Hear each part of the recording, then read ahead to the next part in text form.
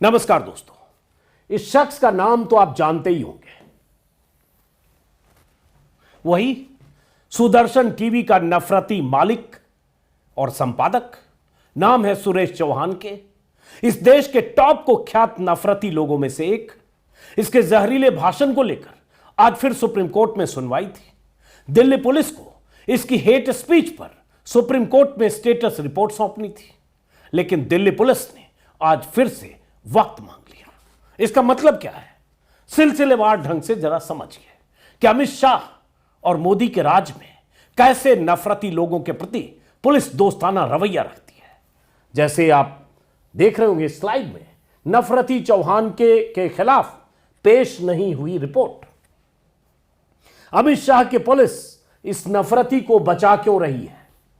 अमित शाह और मोदी के साथ पुरानी तस्वीर है। वैसे सुप्रीम कोर्ट की फटकार के बाद भी क्या बच जाएगा यह शख्स जिसका नाम सुरेश चौहान के है?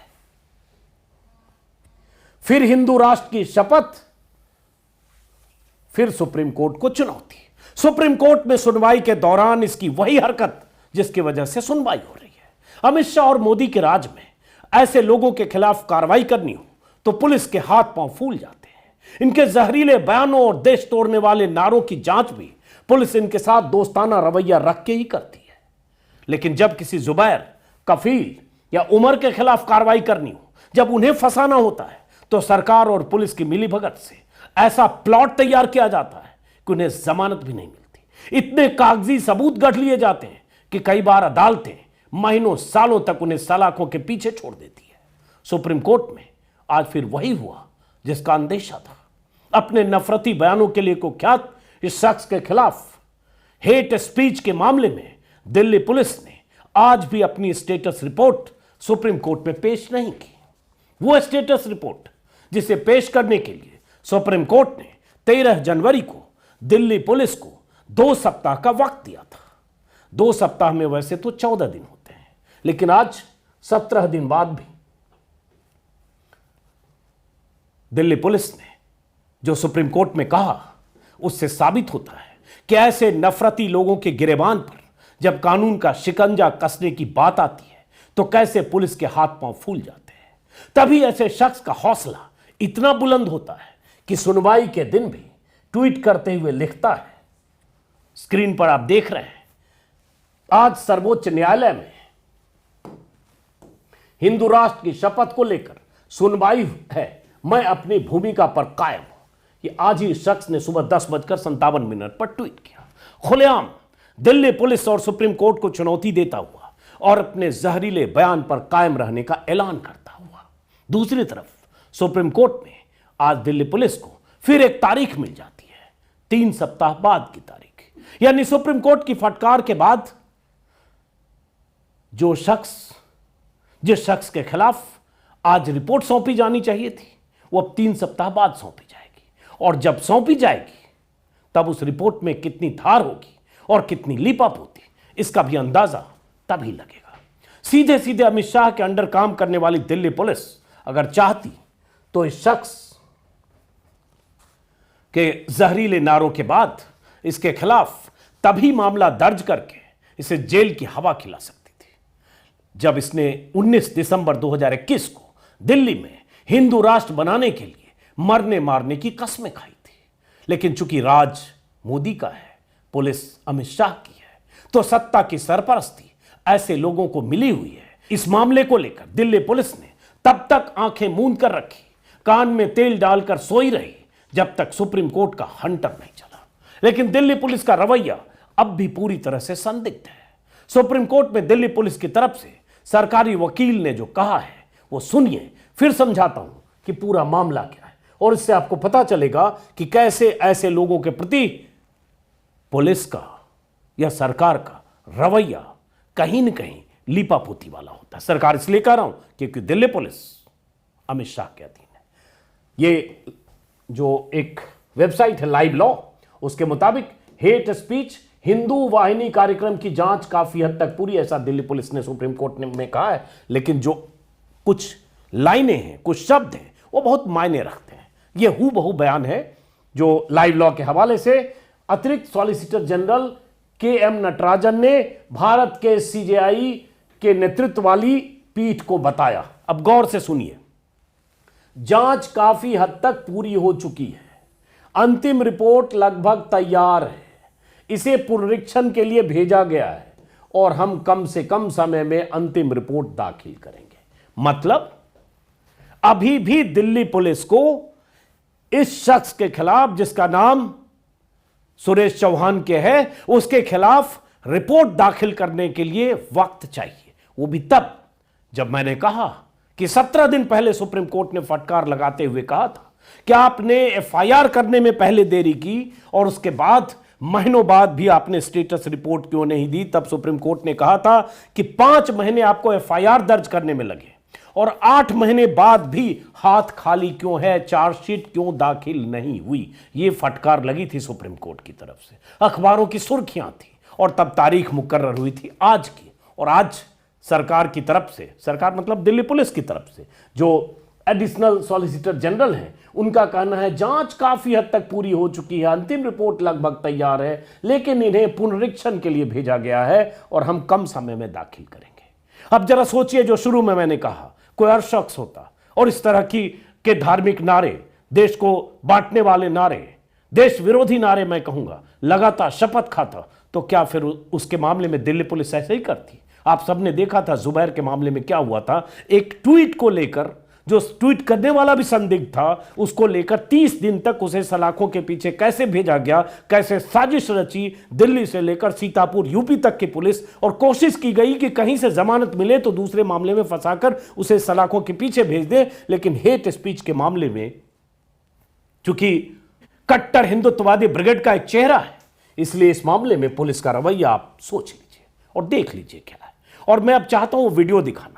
और उसके बाद हेट स्पीच के मामले में सुप्रीम कोर्ट की बार बार फटकार के बाद भी जब बीजेपी नेता या ऐसे हिंदुत्ववादी लोग या ऐसे कट्टर लोग, संघ से जुड़े हुए, बीएचपी से जुड़े हुए, बजरंग दल से जुड़े हुए, किसी भी हिंदुत्ववादी ब्रिगेड से जुड़े हुए लोगों के खिलाफ जब मामले होते हैं, कोई भगवाधारी के खिलाफ जब मामला होता है, तो पहले तो मामला दर्ज नहीं होता है, और जब दर्ज होता है कोर्ट की फटकार के बाद, तो फिर पुलिस का रवैया क्या होता है वो आगे बताएंगे आंकड़ों के हिसाब से। पहले एक बार सुनिए इसने क्या कहा था और कौन सा मामला है जिसकी वजह से सुप्रीम कोर्ट ने दिल्ली पुलिस को फटकार लगाते हुए स्टेटस रिपोर्ट मांगी है। देखिए क्या कहा था इसने, क्या शपथ ली थी इसने।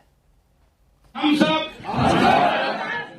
शपथ लेते हैं, वचन देते हैं, संकल्प लेते हैं, अपने अंतिम प्राण के क्षण तक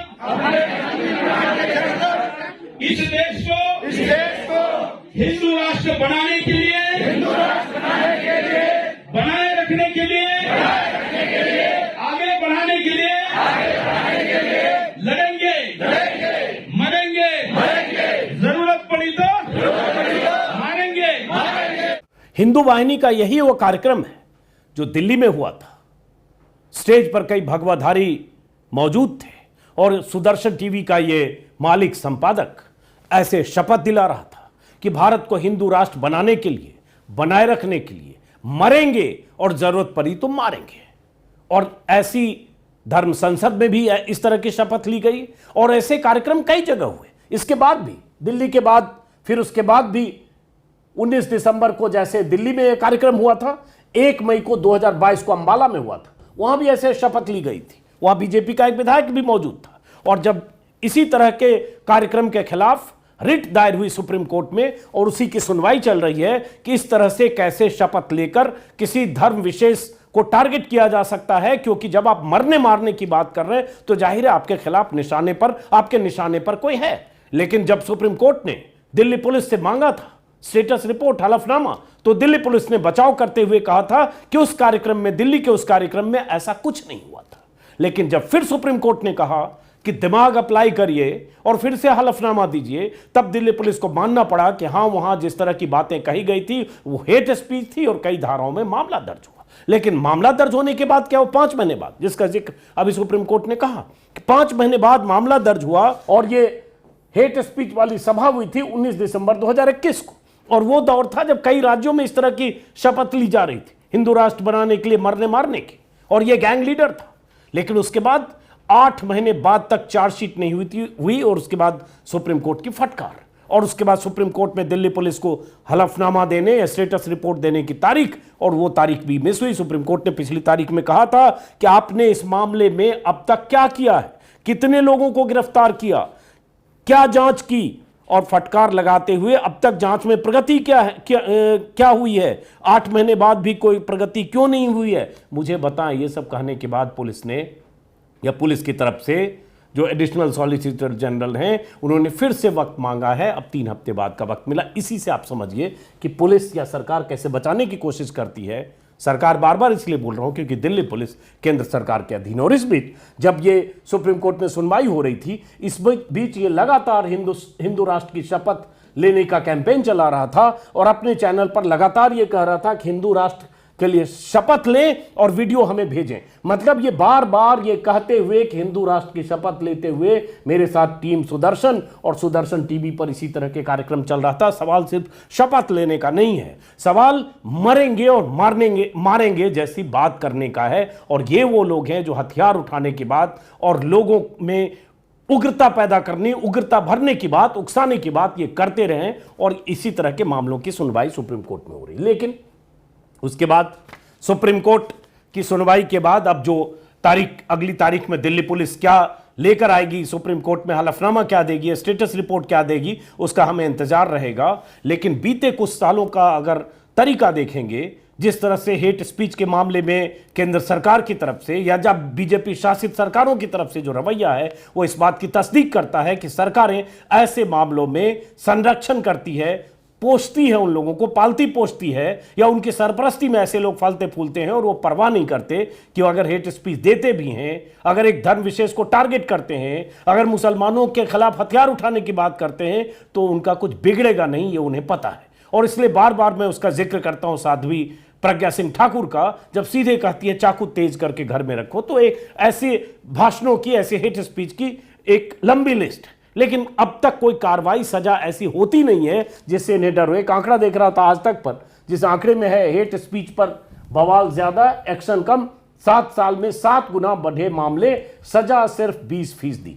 और इसी में है कि 7 गुना मामले बढ़ गए। ग्राफिक्स भी है आज तक के हवाले से, ग्राफिक्स इसी में देखिए। ये 2014 है जब आदरणीय मोदी जी देश के पीएम बने थे। 2014 से 2020 तक हेट स्पीच के मामले, और उसके बाद ग्राफ देखिए हेट स्पीच के मामलों के कैसे बढ़ते चले गए। और ये 1804 है 2020 में, 19 में है 1058, 2018 में है 1017।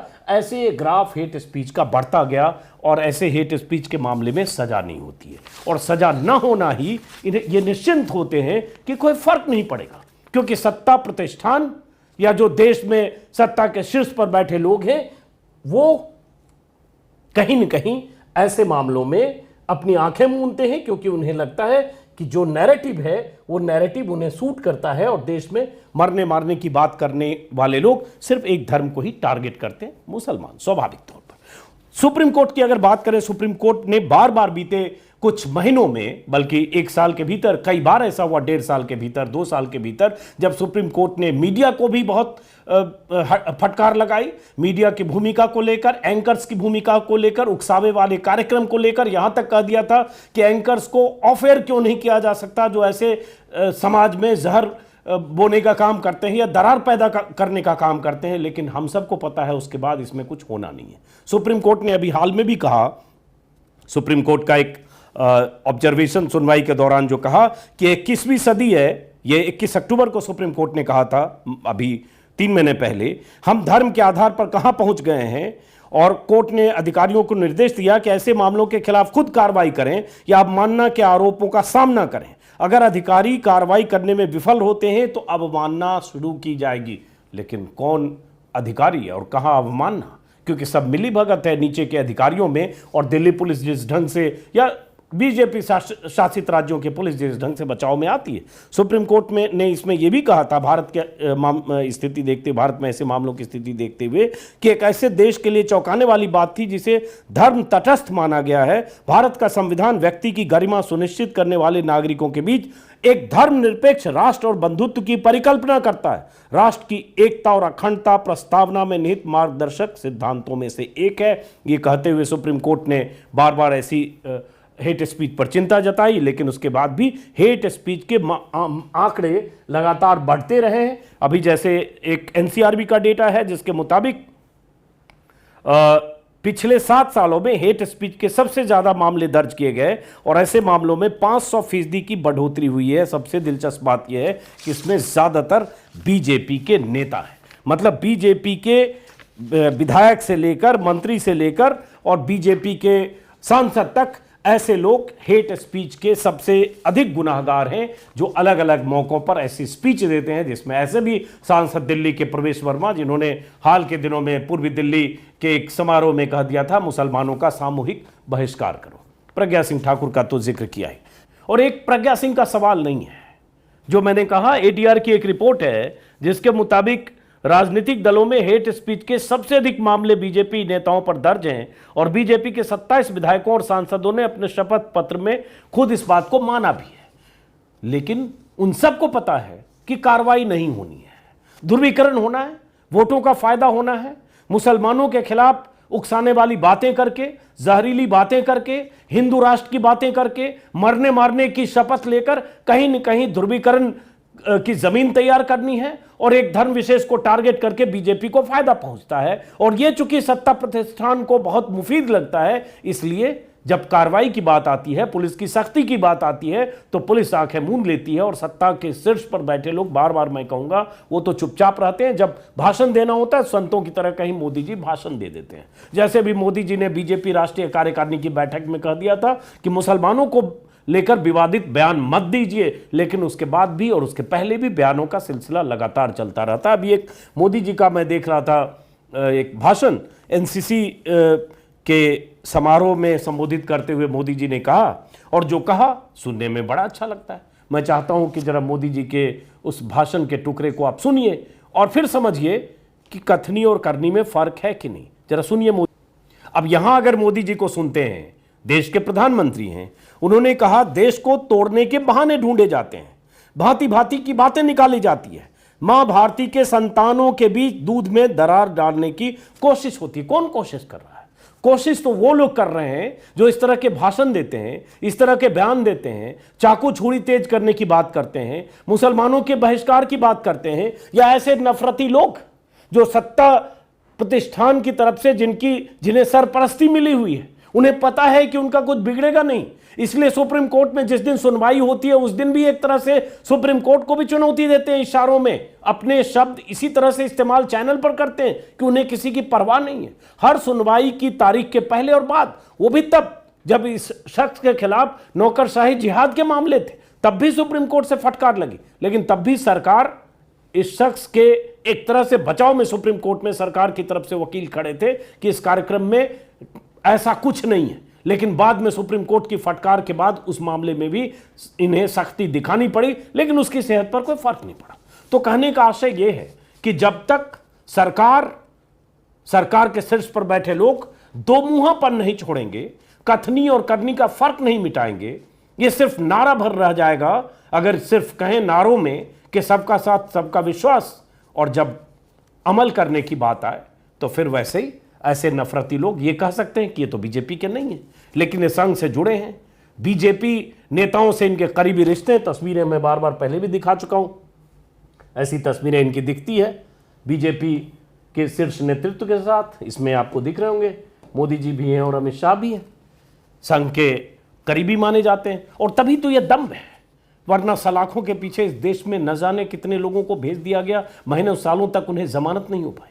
और जमानत के दिन पुलिस इतनी फाइलें लेकर, ऐसे ऐसे कागज लेकर खड़ी हो जाती है कि अदालत भी जमानत देने से पहले 100 बार सोचती है अदालत, और पुलिस ऐसी कोशिश करती है कि जमानत ना हो। एक जगह जमानत तो दूसरी जगह उसकी फाइल खोली जाती है। ये सब हमने देखा है। जिस दिन मोदी सरकार तय कर लेगी, और मैं कहता हूं प्रधानमंत्री मोदी और अमित शाह तय कर लेंगे कि इस देश में जो लोग हेट स्पीच देते हैं, जो लोग जहरीले भाषण देते हैं, जो लोग ऐसे जहरीले लोग हैं जो हिंदू राष्ट्र के नाम पर मरने मारने की कस्में खाते हैं और शपथ दिलाते हैं, जिस दिन अमित शाह और मोदी तय कर लें कि इनकी खैर नहीं, जो संविधान को चुनौती देते हैं, जो कायदे कानून को चुनौती देते हैं, जो दरअसल देश को तोड़ने वाला भाषण देते हैं, उस दिन स्थितियां बदलेगी। लेकिन वो दिन आएगा क्या, यही सवाल है। वो दिन इसलिए नहीं आएगा क्योंकि वैसे भाषण उन्हें चुनावी फायदे दिलाते हैं। फिलहाल इस वीडियो को खत्म करते हैं, फिर मुलाकात होगी। और अगर मेरे YouTube चैनल को सब्सक्राइब नहीं किया तो सब्सक्राइब करें। फिर मुलाकात होगी किसी और वीडियो में। नमस्कार।